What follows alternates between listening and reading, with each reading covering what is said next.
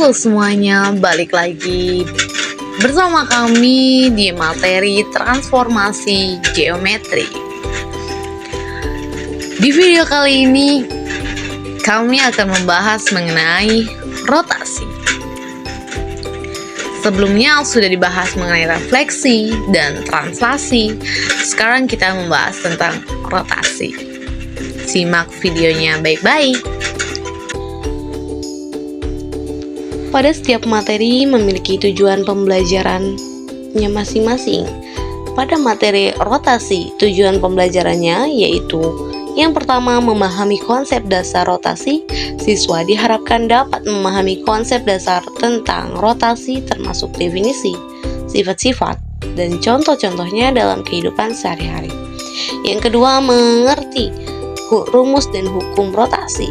Siswa diharapkan dapat mengerti rumus-rumus yang berkaitan dengan rotasi seperti kecepatan sudut, percepatan sudut, dan momen inersia. Mereka juga diharapkan dapat memahami hukum-hukum yang mengatur rotasi, seperti hukum kekekalan momentum sudut, dan lain sebagainya. Yang ketiga, mampu menerapkan konsep pada masalah nyata. Siswa diharapkan dapat menggunakan konsep rotasi untuk memecahkan masalah nyata, baik dalam konteks fisika maupun teknik. Pada gambar 4.16 atau gambar di samping, besar sudut POP 1 sama dengan 30 derajat dan besar sudut POP 2 adalah 50 derajat. Rotasi atau perputaran sejauh 30 derajat berlawanan dengan arah perputaran jarum jam, memetakan titik P ke titik P1. Sementara itu, rotasi sejauh 50 derajat berlawanan dengan arah perputaran jarum jam, memindahkan titik P ke titik P2. Selanjutnya, rotasi yang arahnya berlawanan dengan arah perputaran jarum jam disebut arah positif, sedangkan yang searah dengan arah perputaran jarum jam disebut arah negatif. Dapat disimpulkan, suatu rotasi atau perputaran pada bidang datar ditentukan oleh unsur-unsur berikut. Yang pertama, pusat rotasi.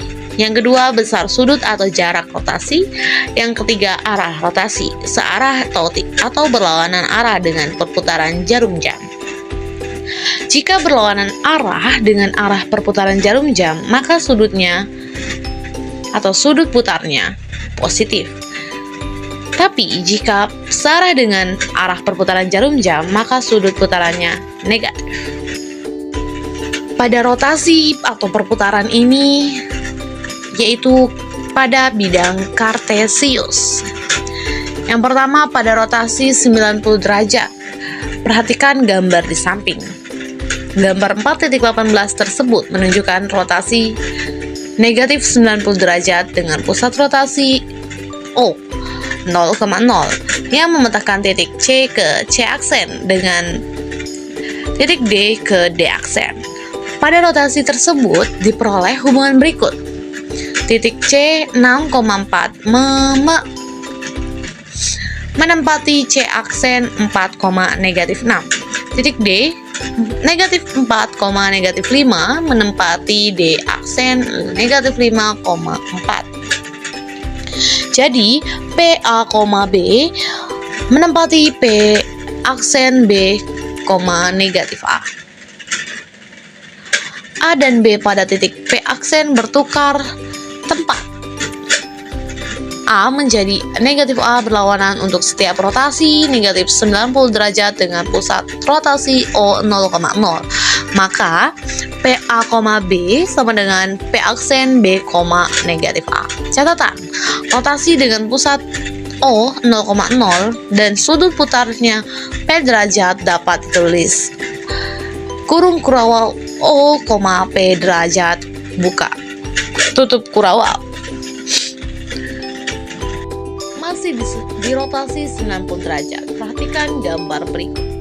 Untuk setiap rotasi negatif 90 derajat dengan pusat rotasi O 0,0, maka didapat PA, B menempati P aksen B, negatif A.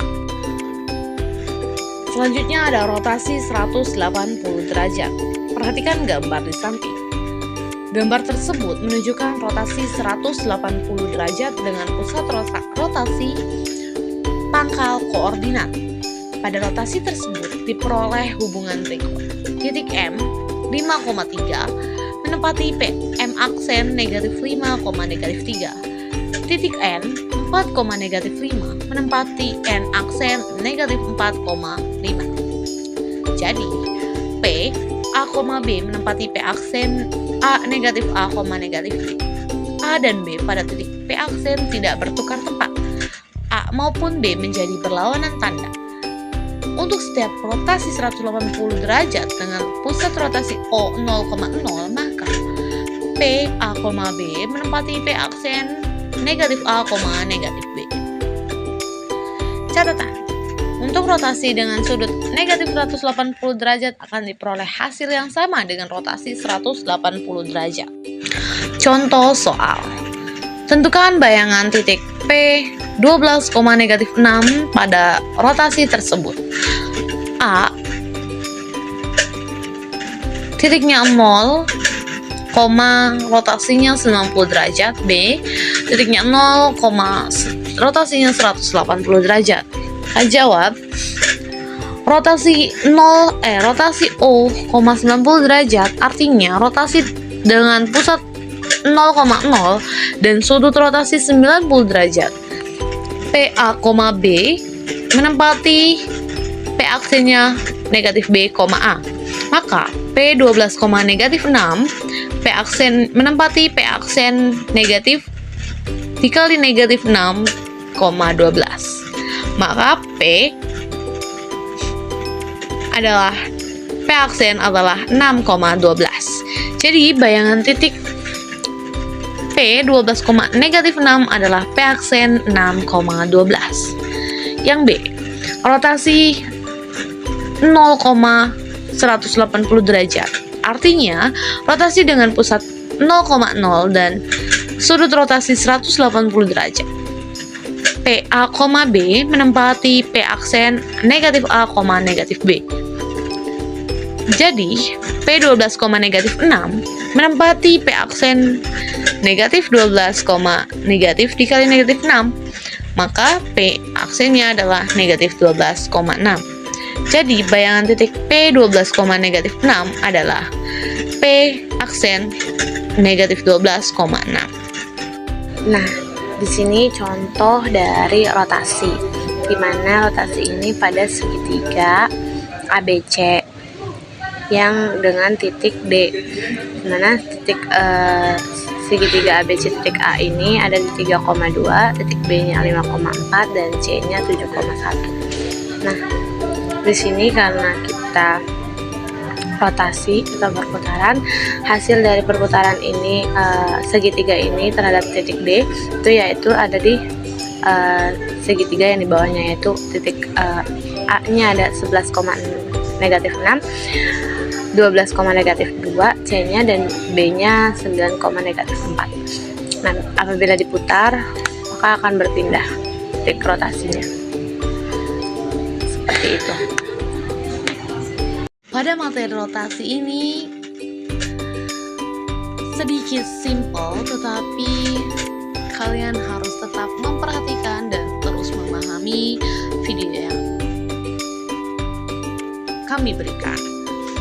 Jika ada pertanyaan dari 3 materi sebelumnya bisa di kolom komentar.